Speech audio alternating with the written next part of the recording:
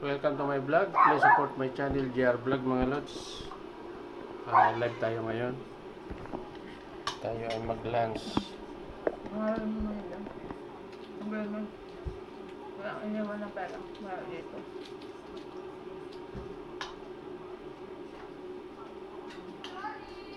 Bukas na lang daw. Bukas kimimi yan. Reschedule na lang bukas. At pagsundo namin sabihin namin na mag-iwan ng pera. Tatawag daw. Magkano daw yan? Magkano yan? 127? Sabi mo bukas na. Sige, sagutin mo na. Para reschedule.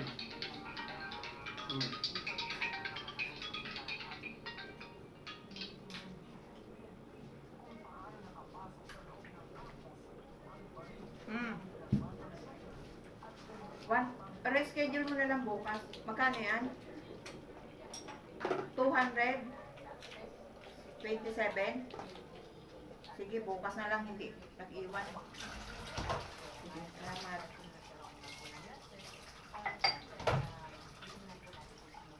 So, 27 daw. Ano kaya yun?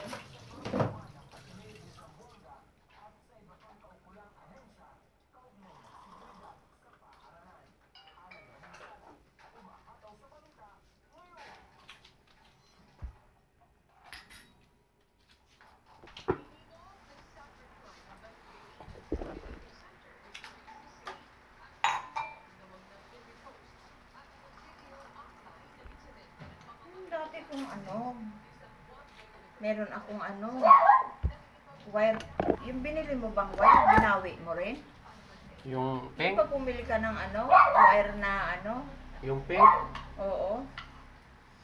Bumili ka ng wire, nandyan ulo lang. May ako Yung nito. charger ko, nagsa-charge pa yun Asam? Yung charger mo, di ka bumili tayo sa Cubao. Oo, yung ulo lang naman yun. Nasa na yung ulo na yun? Nandun kay Maymay, ginamit Yun sa pala naman eh. sarilo niya, sarilo. Pero may wire kasi siya na Shout out maiksi. mga lods, kain tayo, tanghalian. Yung sa Samsung niya na Type-C, hindi pwede dito. Mabagal.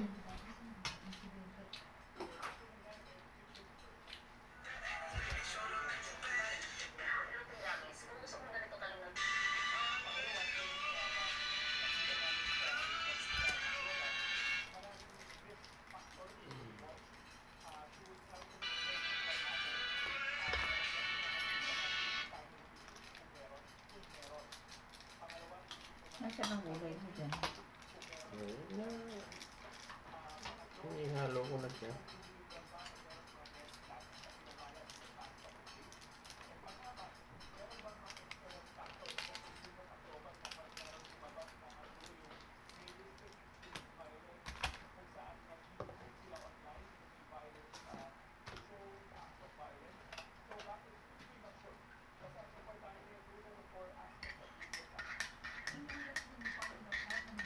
Shh! Baba! Baba!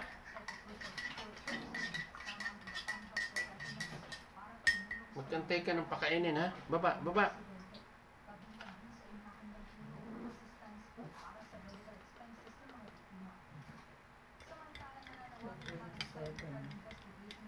Walang order dito sa account ko. Doon din sa namin. Bakit surely? Ibig sabihin ng account mo. Oo, yung TikTok ko doon.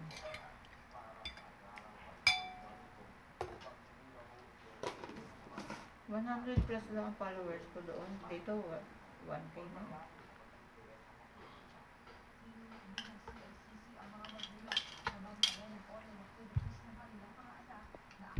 ₱831 followers na ako dito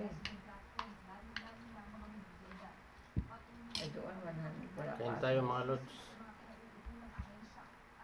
Corn beef, ulam. May bagyo. Ano itong beef?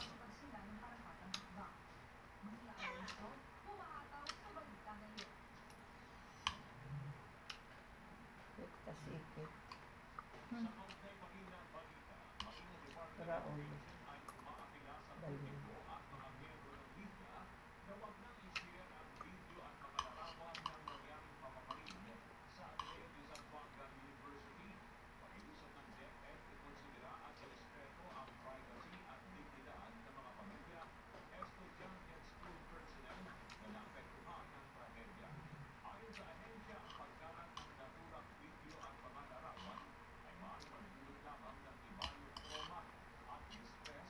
Milk message. Milk call.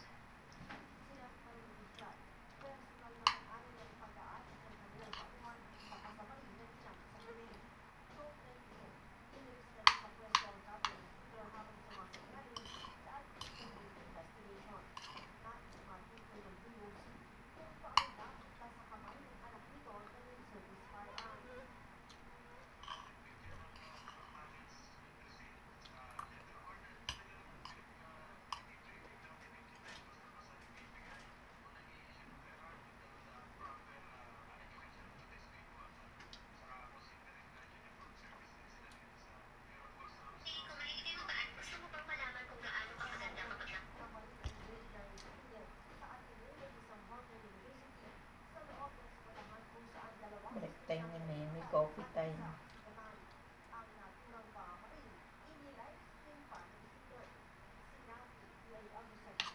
Ay, yung gamot sa mga ano. Yung gamot sa daddy ko pala yun na kumikirot. In-order daw ni Mimi. 227 siguro yun.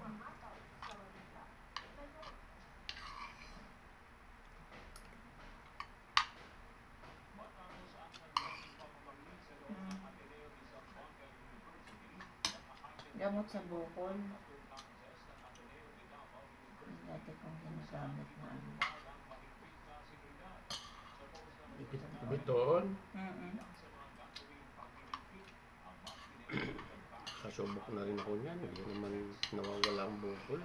Hindi, yung bukol na ano, yung parang mga cancerous. Natanggal kaya yung mga ano ko yan. Bukol ko sa dede. Consistent kasi yan. Ano, pero sa pigsa, hindi naman nakakatanggal yan.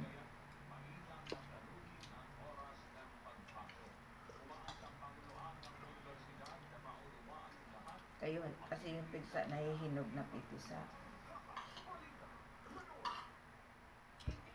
Yung biton oil kasi, inaano yun, iminamasahe yun.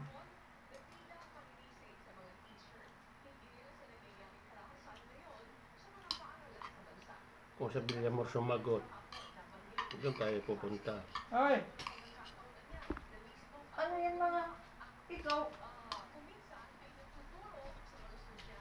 anong pinagkakagat mo ha? Paluin kita ha?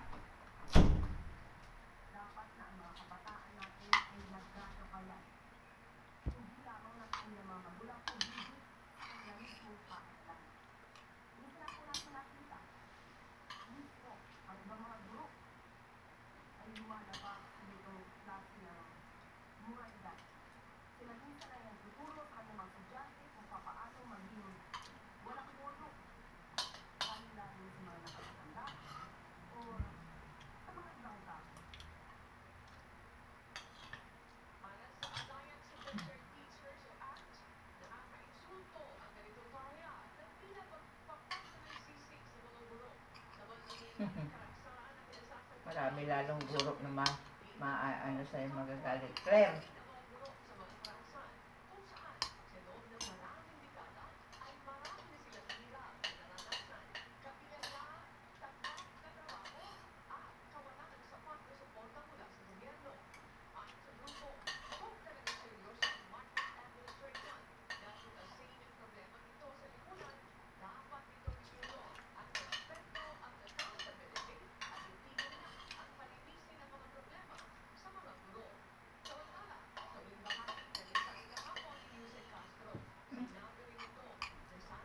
galing sa tatay yung baril kasi sa gurok tama.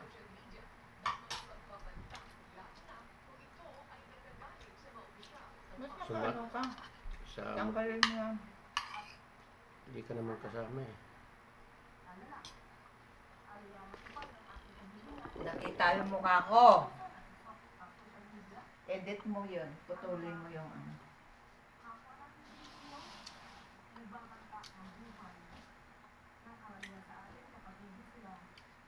Mainit na ako.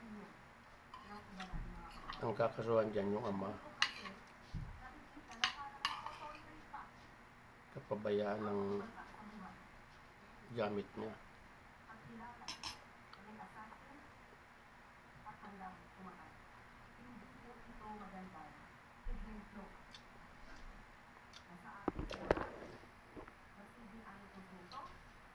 Shoutout mga lods. Kain tayo.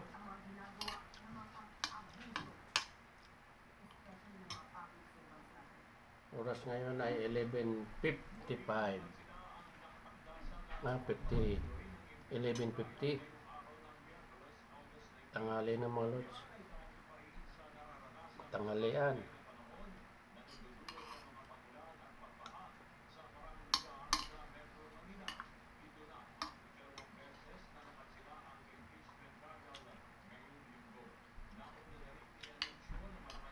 Hindi ko na mabuksan na anong hanay Facebook ko.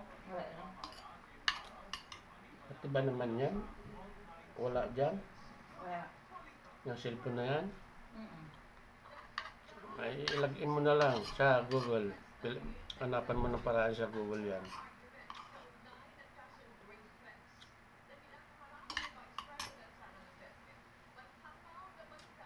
O, aon ko, ilang beses na nagkaganyan. Mula po na yung 2020. Nakalagay na suspended eh. Ilang beses na ako na Bakit sinuspend ni ni Mito? Hindi naman ako nag-upload ng kung ano-ano. hanapin mo yung violation. Nakikita naman sa account Nakalagay someone, report your account. someone. Oo, hindi naman sinabi kung sino. Someone, ibig sabihin may nag-report ng account ko. Someone reported your account nakalagay. Naku po. May nag-report ng account ko eh. Makikita naman dyan yung violation mo. Bakit? Wala nga violation na nilagay. O di-report mo rin kay Mita. Ang huling-huling nabasa ko lang na hindi ko binasang message. So doon sa humihingi ng I-counter mo yan. I-report mo rin kay Mita. baka nireport na hindi ko sa binigyan ng... Sabi ko naman sa kanya, wala pa akong pera. Pag nagkapera ko, padalang kita kahit 500. Gusto niya kung kailan ko, sabi ko, mag-sign ka na lang ng GCash number. Nag-sign ng GCash number, gusto niya ura-urada. Sinan ko siya ng pera. Sabi ko sa, pag nagkapera. Para makatulong sa nanay niya na nagda-dialysis. Kasi probinsya yun, mahirap maghanap ng pera.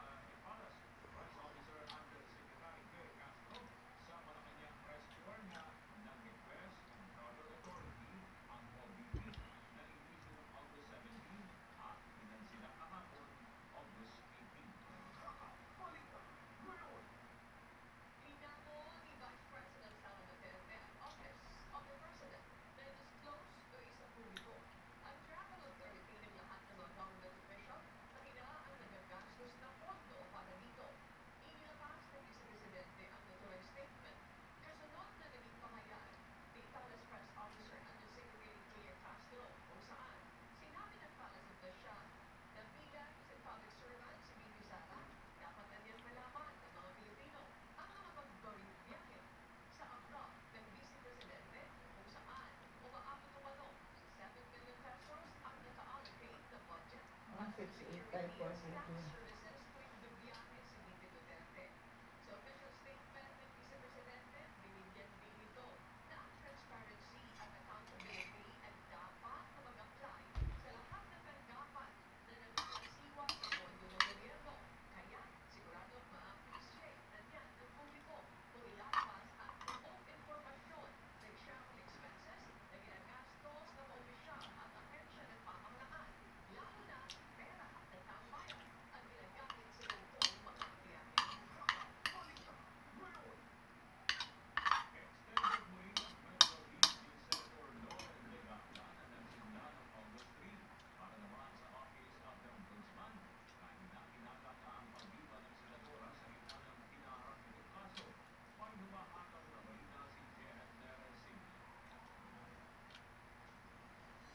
Tatlong linggo nang hindi nakikita sa Senado si Senator Loren Legarda.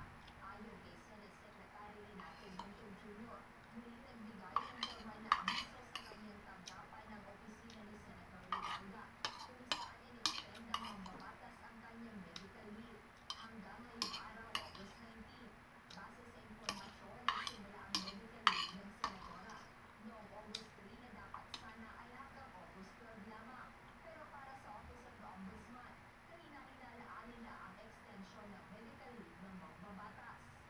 Si Senator Robert Legarda is on her, I believe, third or fourth extension of her travel authority for medical reasons, which we have begun to find quite suspicious already. Ayon kay Assistant Ombudsman Nico Clavano, kailangan na nila itong bigyang pansin dahil may kasalukuyang kinahaharap na kaso Shout out sa mga subscriber ko. To us, of course, JR Vlog mga lods. kailangan na natin i-flag yan. Diba? Dahil meron siyang ongoing case dito sa Office of the Ombudsman. The last that we heard, both in France. So, of course, these are the things that we have to look.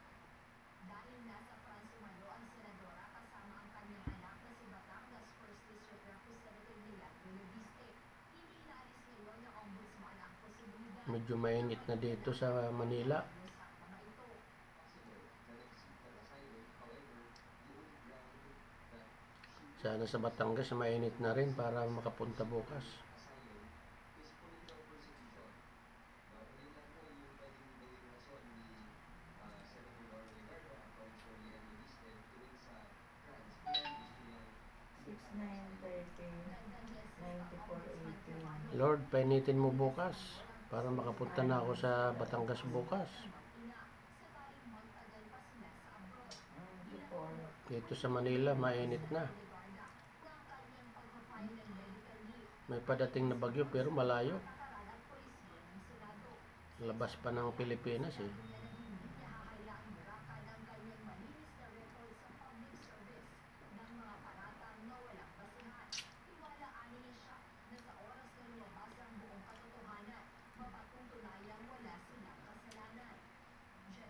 Bukas mainit na sa Batangas.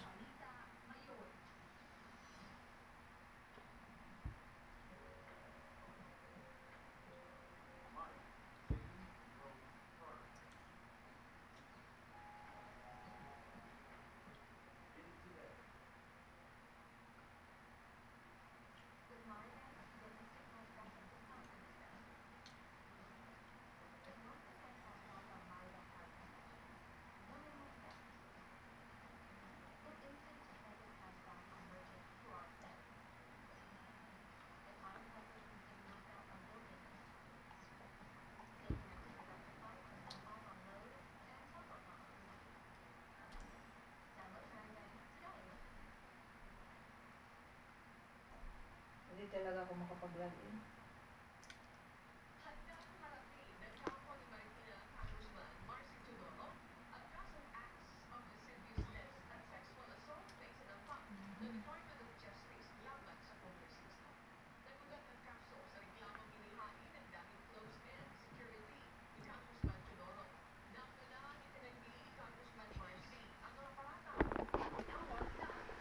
Shout out mga lods. Thank you sa panonood nyo. Please support JR Vlog mga lods. Pa-subscribe. para umusad naman ang aking subscriber. Shout out sa mga viewers. Tapos na tayo mananghalian mga lods. Bye bye.